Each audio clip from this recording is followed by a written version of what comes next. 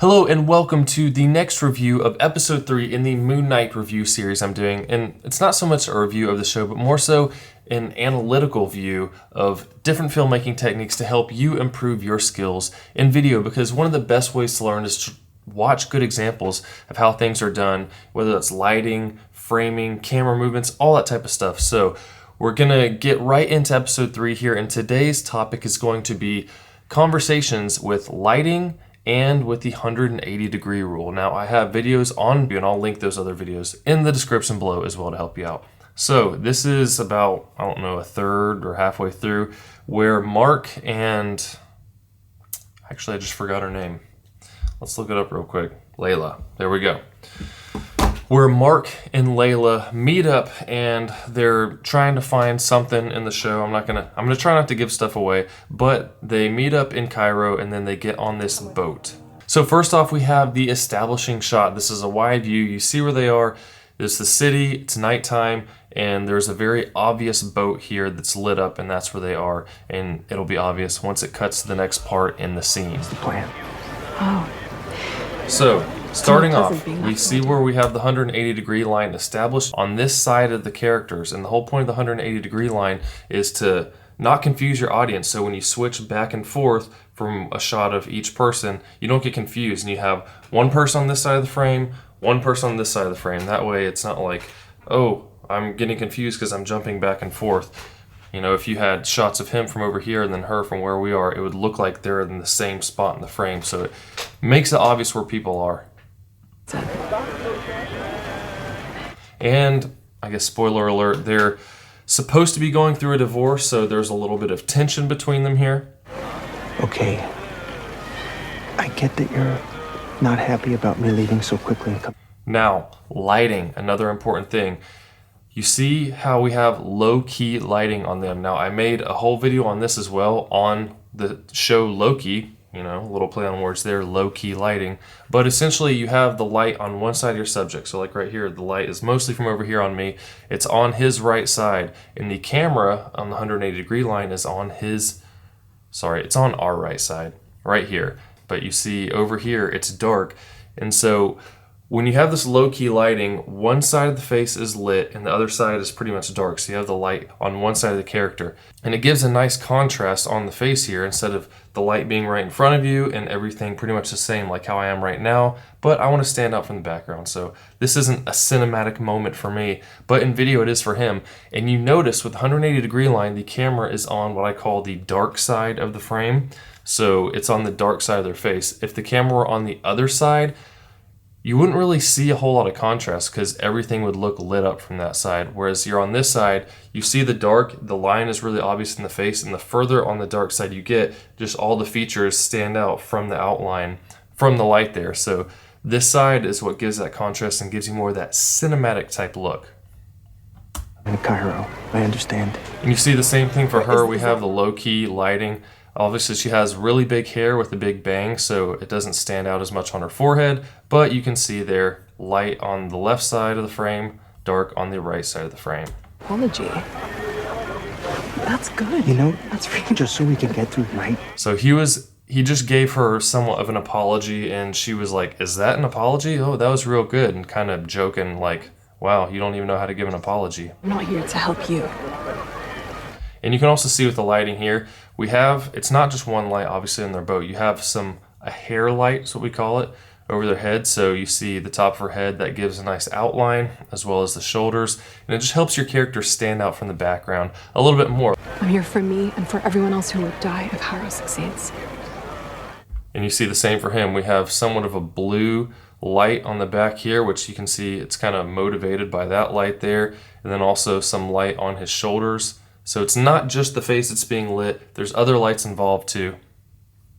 And there are also even lights that give the motivation for that lighting instead of just having random lights everywhere. And with the lights here, it's on this boat, it's purple. It just gives a little different feel too, instead of having normal moonlight, that type of stuff. Oh, moonlight on the moon night. You know, but just a way to make things look interesting. Copy that. I am sorry.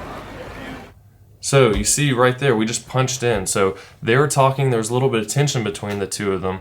And then he apologizes for real to her and says he's sorry, and then we punch in closer. So you can kind of think of that, and then we see her reaction punched in as well. So we started out kind of distant. You can see both of them fully just about in the frame. And then when it got a little more personal, we punched in closer. So it's like you feel like you're getting closer. You feel like you're getting into their mind, that type of thing. So you don't just punch in and out just because you think it looks good. You want to have motivations behind why the camera placement is moving. It's not necessarily a different camera placement, but it is zoomed in, at least on this frame. Because a lot of times, you know, just with like camera movement, moving the camera, you don't just want to follow people around for no reason either. It looks cool, but you want to have some kind of motivation for why you're doing what you're doing with your camera. So now, after he apologized, and then she kind of, I don't know if you'd say she accepted it there, but she's like, okay, you know, he gave me a real apology. Now we're back to the wide angle view. Yes. As it's back to talking business. Mogart's collection is prime gossip for those of us who deal in antiquities. So then you can see what's going on the boat behind them.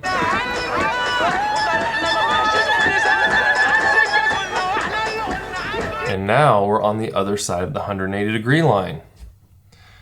I've heard that sound since. And now we jump back. And I watched this a few times trying to see, okay, was there some kind of change in what was going on here? You know, usually if you break that 180-degree line, you want to have a reason for it. I don't think there was a motivation as far as furthering the story in that. And I'll tell you why in just a second. You could have told me. And they were talking a little bit about their, he said he hadn't heard that sound since their marriage, and it's getting a little more personal in the conversation again. Now we're punched in close to seeing how she's reacting to what he's saying. You know, what it's been like for you. Close in About for him. Stephen. For what it's worth, I had it under control until very recently. What happened? It doesn't matter. It's getting to a more personal subject here of her asking him, you know, what happened? What's with the multiple personalities and stuff that's going on? And he doesn't really want to talk about it. Doesn't matter.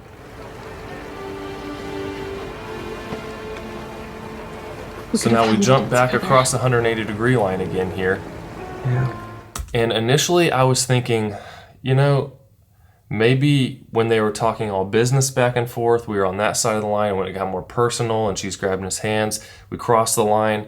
But it got personal before that. And I think, honestly, it's totally just a factor of aesthetics for the scene. Because looking at them like this, you have them both lit nicely. There's a dark background there with some nicely placed lights with reflections and stuff, so it's not just pitch black behind them. They stand out well. It just looks more aesthetic. And you'll see in a minute when we get a view from the other side how that could have been distracting if they used the other side. That's not really what I do, is it? I've never really been able to just talk about everything. Anything. So now we're back on the other side of the 180-degree line once again Real. for the over-the-shoulder shots. And you can see once again, comparing that, when his whole face was lit up, there was no contrast when we were at that 50-50 angle with them holding hands. But now you can see that nice contrast in his face again, and we're sitting on the dark side of it, so everything stands out really well. Yes. Yeah, I know. That Same with her. doesn't mean that we should. Dark here, light. So now look at that. We were up close on the other side, and it was personal. Everything looked framed nicely. But here, if we were close in like that, with them holding hands, and you saw the people dancing in the background, even with them being blurry, it would just be kind of distracting and take away from the moment of what's going on with them. So I think this is literally just a situation of it looks better from the other side. So you don't necessarily always have to have a motivation for crossing the 180-degree line. In this case, you know where they are. It's not like it's confusing going back and forth from there, but depending on where your setting is, it could be confusing if you're crossing the 180-degree line back and forth a bunch with the over-the-shoulder shots. But in this case, every time they crossed, it was just that 50-50 angle, so it wasn't disorienting at all. Aesthetics are probably more important than making sure you follow certain rules or common practices like the 180-degree rule. A little too late for that now, though.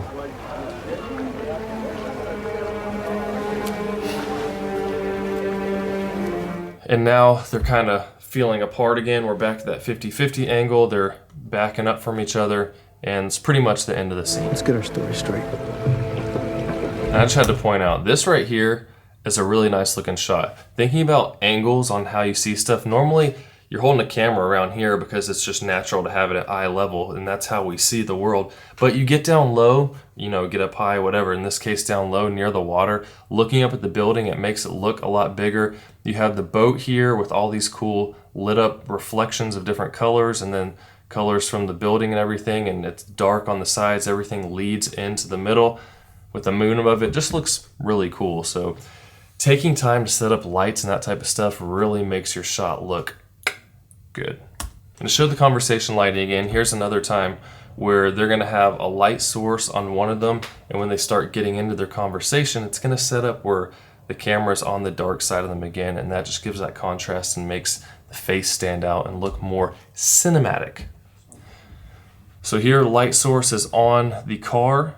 They're standing in the front of the car, and he's standing directly in front of it. So you see how there's not really any contrast on his face at all because the light's directly on him, and the back of him's dark. So I guess you can kind of have, like, you know, a dark line somewhat here, but just wait and see once he moves over. Fragments. So he moves over, boom. We're back at that angle. We're on the dark side of him. You see how much more aesthetic that looks. Then you even have the Rembrandt lighting here. I've talked about that before too, but it's essentially, you get the angle just right. You get a little light triangle here under your eye, and just looks pretty cool. It's gonna take. And I'm not gonna drag it on with this, but you essentially see, you know, we've got a cool angle here. You see how I was saying, the more you are on the dark side, since it's a wide angle here, you see how she's outlined really well from this light. So even though she's dark, you can still see the outline of all her hair, her body, her facial features a little bit, and it stands out really well. And the same with him, and it just makes this whole thing look nice. The angle of the car and everything, it's a good shot. So just get your folks who are going to be in your shot in there first, you know, do some practice tests with lights and that type of stuff, and it'll really help you make a difference and figure out how you want to shape your shots, make things look good, and make your videos even better. So lighting, 180 degree line, that stuff's in there. Leave questions in the comments if you have any. Hopefully that was helpful. Looking forward to next week's episode. This one was pretty interesting. Gonna see where the show goes, and I'll see you soon.